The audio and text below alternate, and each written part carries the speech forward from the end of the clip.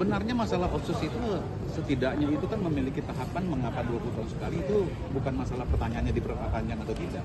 Itu wajib diperpanjang. Ya. Tetapi formulasinya mungkin harus ada pertimbangan baru.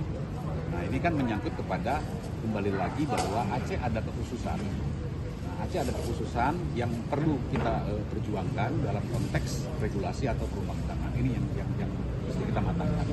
Karena kita tahu sama-sama bahwa dalam pembentukan undang-undang itu panduannya adalah sejarah. Gitu. Itu jangan lupa itu. NKRI tidak utuh tanpa Aceh. Itu loh, itu intinya seperti itu.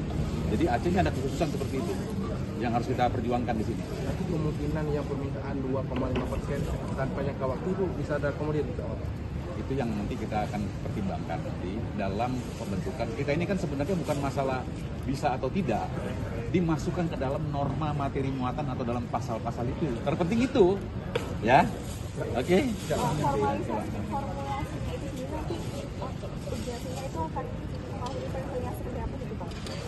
Ya itu kan ada beberapa revisi sebenarnya dalam Undang-Undang Nomor 11 ini nanti, dalam beberapa pasal nanti. Tadi yang sudah disebutkan ada 8 butir. Nanti kan kita lihat dan kita pilah mana yang terkait dengan demokrasi politik, mana yang demokrasi ekonomi, mana yang terkait dengan ekonomi, mana yang terkait dengan politik. Kan seperti itu. Kalau politik yang kemudian menyentuh daripada asas hukum kepemiluan secara nasional, mungkin itu yang tertangguhkan. Tapi yang terpenting target kita adalah sebenarnya undang-undang itu kan menuju kesejahteraan itu. Dan Aceh ada kekhususan, itu yang selalu saya sampaikan itu. Ya. Oke. terima kasih.